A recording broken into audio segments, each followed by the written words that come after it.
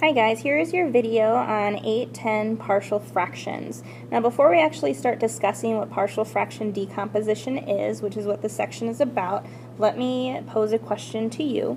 Let's say we had the expression 3 over x plus 2 plus 7 over x plus 5.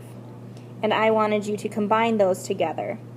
What I could do is I could multiply the first fraction by x plus 5 to get a common denominator. So I have x plus 5 over x plus 5. My second fraction I would multiply by x plus 2 and x plus 2 to get that common denominator. So in my numerator, I have 3 times x plus 5, which is 3x plus 15, plus 7 times x plus 2, which is 7x plus 14, all over my common denominator, which is x plus 5 and x plus 2. Now I can simplify that further. 3x plus 7x is 10x. 15 plus 14 is 29. All over x plus 5, x plus 2. If I wanted to, I can multiply out that denominator. So I get 10x plus 29 over x squared plus 7x plus 10. Now, let's say I started with this, and I wanted to go backwards to get those two fractions. That's what partial fraction decomposition does, and that's what the focus is for this particular section. So we're starting with the fractions added together, and we want to separate them into the individual fractions. Okay, so how do you do that? Here's our first example. So your first example, we're going to start by factoring the denominator so we can figure out what the individual denominators are. So I can take out an x. So I have x times x squared plus 2x minus 3. I can factor that further to x plus 3 and x minus 1. So my denominator is x, x plus 3, and x minus 1, which means when I separate this, I can separate it through 3 fractions, first denominator being x, second denominator being x plus 3, and my third denominator being x minus 1. Now we don't know what those numerators are, so I'm going to go ahead and make them variables. So we'll make this a, b, and c. And what we want to do is we want to be able to figure out what those numerators are. So what I would do is I would try to add those 3 fractions together. So if I'm trying to add those 3 fractions together, I need a common denominator. So my a, I would have to multiply by x plus 3 and x minus 1. My b, I would have to multiply by x and x minus 1. You're multiplying by what's missing that the other denominators have. My c, I would have to multiply by x and the x plus 3. So let me go ahead and start writing down what we have. So I have a times x plus 3, x minus 1, plus bx times x minus 1, plus cx times x plus 3. Now what that is supposed to equal, that's supposed to equal this numerator right here. So I'm going to go ahead and set it equal to that numerator. What was our numerator? 4x squared plus 13x minus 9. Okay. Alright, so let's go ahead and simplify what we have. So I have a times x plus 3 times x minus 1. If we multiply that out, that's x squared plus 2x minus 3. My bx, the x I can go ahead and distribute. So that's b times x squared minus x. And x over here I can go ahead and distribute. So it's c times x squared plus 3x. And of course that's supposed to equal the 4x squared plus 13x minus 9, which I'm not going to write down right now. I can go ahead and distribute the a. So I have ax squared plus 2ax minus 3a. I can distribute the b. So bx squared minus bx plus cx squared plus 3c. I forgot an x somewhere, didn't I? right here. There you go, because when you distribute the x times x is x squared, x times 3 is 3x. So it makes this last term 3cx. And of course, that is supposed to equal the 4x squared plus 13x minus 9. Okay, so let's start to combine like terms. So if we were to combine like terms, you would combine all your x squares together. So you have ax squared plus bx squared plus cx squared. So if I'm trying to combine that, here's what it looks like. I would add the numbers in the front. So a plus b plus c, and that would be my new coefficient for the x squared. For my x's, I have 2ax minus bx plus 3cx. So if I were to look at just the leading coefficients, that would be 2a minus b plus 3c times x. And then if I look at just the constant, which is this one over here, my only leftover, that would just leave me with negative 3a. Now let's look at what our equation was supposed to equal. It was supposed to equal 4x squared plus 13x minus 9. So that means your blue function that I have, the a plus b plus c times x squared, that is supposed to equal 4x squared. Right, because they're both x squares. So your leading coefficients a plus b plus c should equal 4.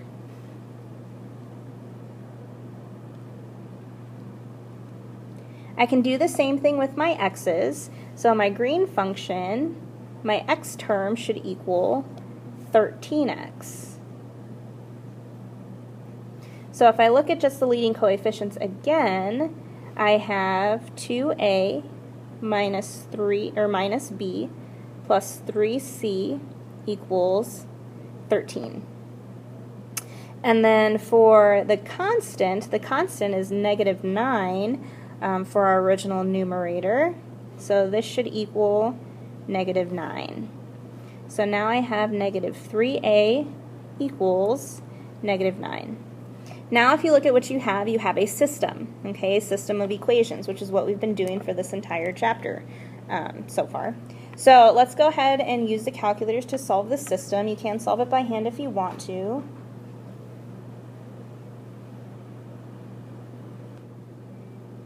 Once you use the calculator and use the reduced row echelon form, you will end up with a equals 3, b equals negative 1, and c equals 2.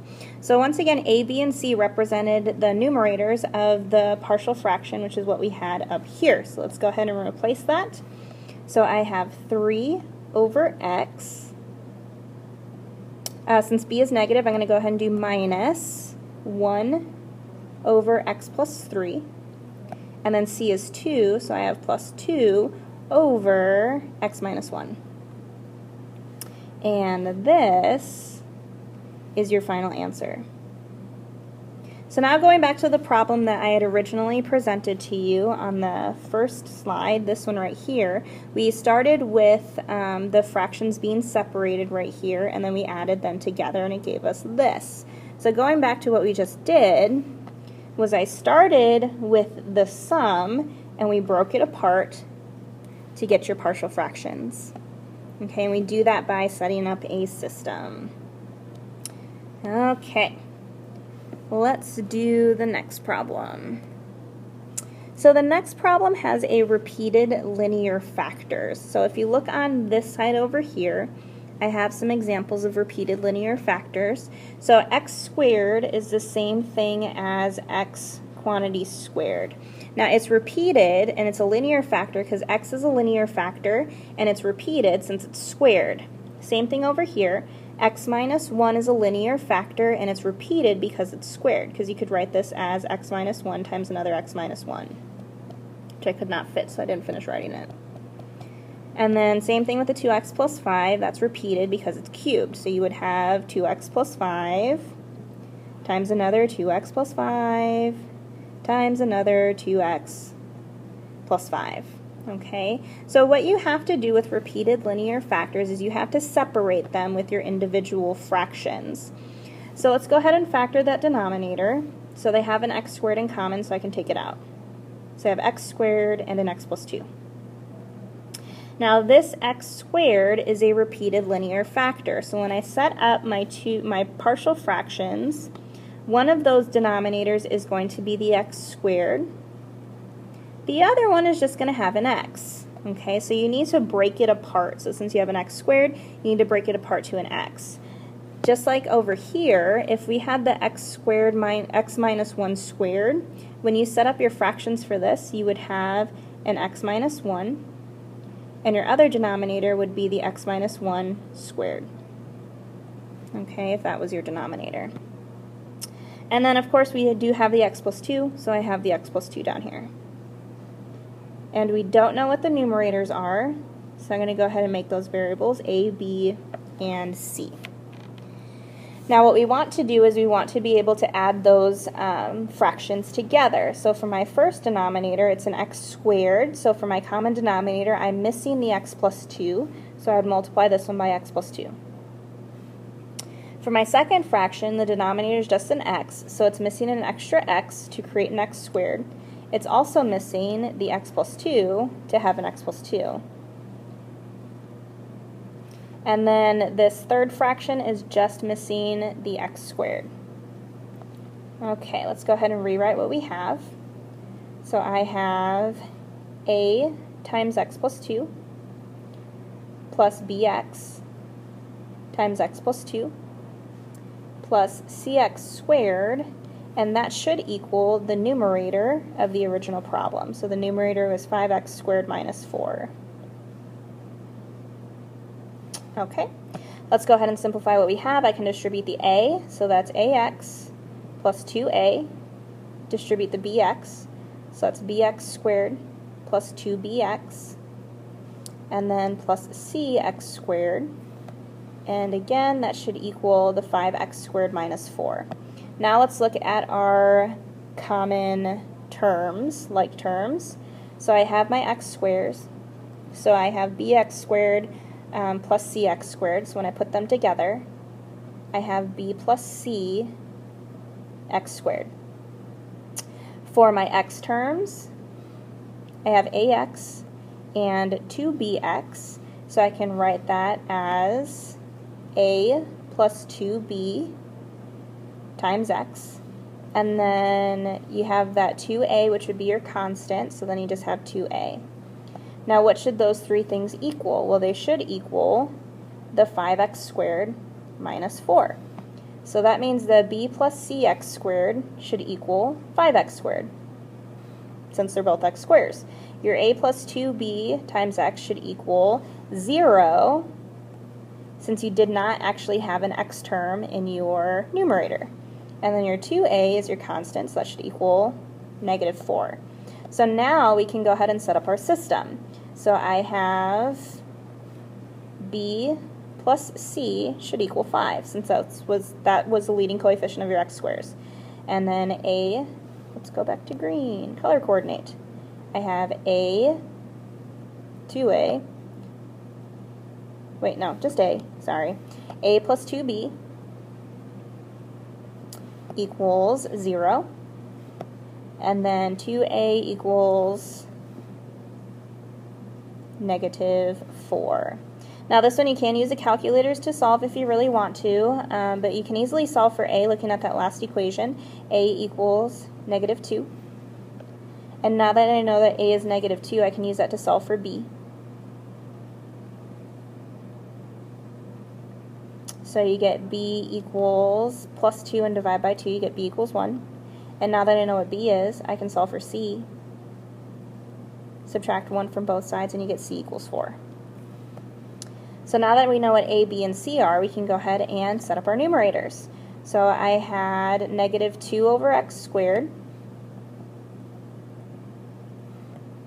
plus 1 over x plus 4 over the x plus 2.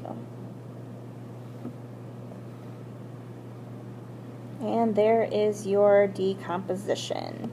So again, if I were to add these three fractions together, it would give me the original problem. All right. So our last scenario is when you have a quadratic factor. So let's look at this. So quadratic factor, this right here is a quadratic factor. It cannot be factored any further, okay? So when you have a quadratic factor, you have to be careful when you're setting up your fractions. So your first denominator is still going to be the x squared plus 1. Your second denominator is going to be the x minus 1.